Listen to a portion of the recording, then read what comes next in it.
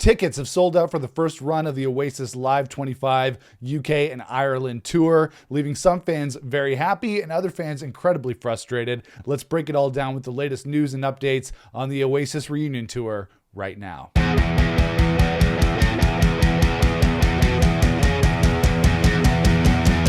Hey everybody, it's Nick here with you. Welcome back to the channel. All right, so tickets have gone on sale and now unfortunately sold out for the first run of the Oasis Live 25 reunion tour that's going to be taking place in the UK and Ireland next August. And just like any time concert tickets are sold, some fans were left incredibly happy because they got tickets. Other fans were left incredibly disappointed because they weren't able to get tickets. And of course, Scalpers probably got most of them. Now, I'm here in Canada.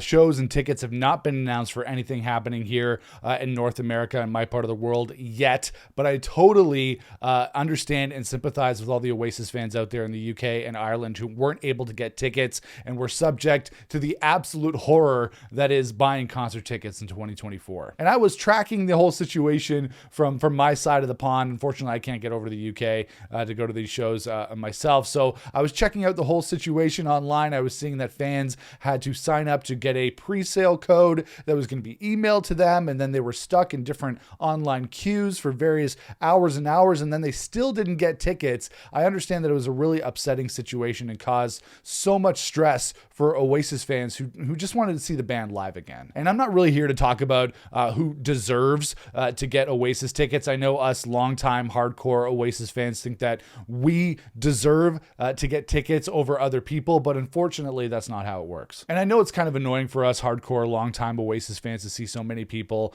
jumping on the Oasis bandwagon. And I say, welcome, come on, jump on the bandwagon. Let's all enjoy Oasis together now that they're reuniting. But then of course we have to ask the hard questions like, where were you during the hard times of being an Oasis fan? Where were you during the Dig Out Your Soul days when the band were falling apart? Where were you? All right, sorry. I don't know what happened to me there, guys.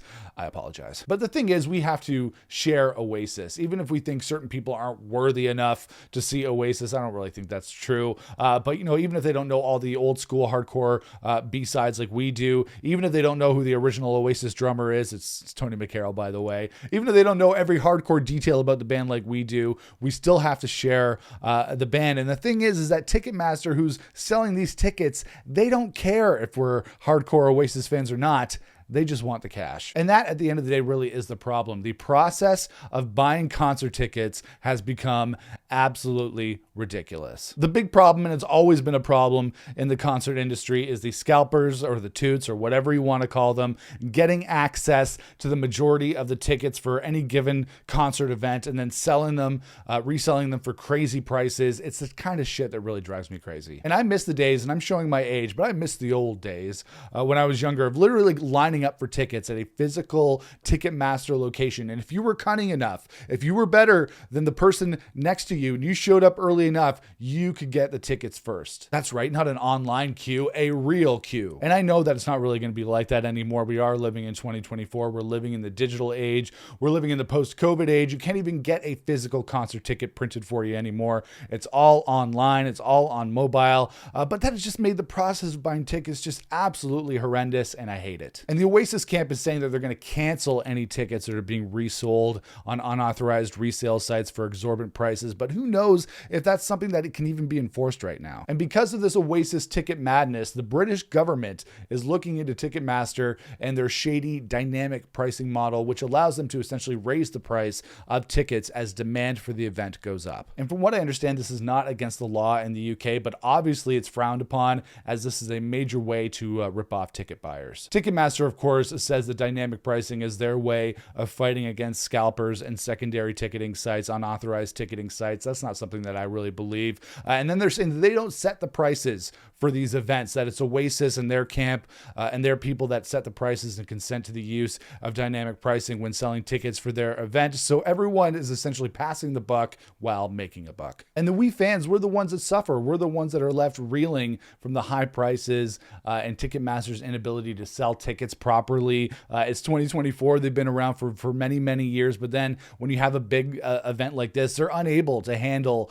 the demand and the amount of people that go online and try to buy buy tickets. They make everybody go online, and then they can't handle it. Fans end up in these queues that end up going on for hours and hours and hours. They don't get tickets. Everybody ends up disappointed. And then it's such an amateur move, because I love when these so-called professionals at these ticket websites like Ticketmaster can't even do the basic job that they were hired for. And soon enough, Oasis is going to be announcing their North American tour dates.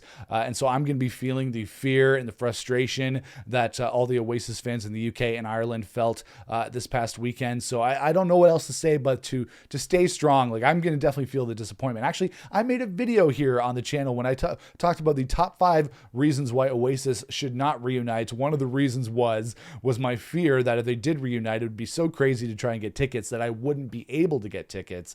And that is something that would absolutely drive me crazy. So it's already causing me a little bit of anxiety thinking about trying to buy tickets if and when they announce the North American tour dates. So we'll see what happens. But we're going to continue to do updates here on the channel about the Oasis reunion. We got a year until these UK dates. We'll have a lot to talk about. So if you want to be updated about everything with this Oasis reunion, stay tuned to the channel. Make sure to toss me a like. I'd appreciate that. Make sure to subscribe to everything here on the channel so you don't miss out on everything we're talking about Oasis-wise here on the channel. Make sure to follow me on social media, online, everywhere, across platforms at Nick Chino Music. But I'll see you guys again for another video here on the channel. Until then, rock on, everybody.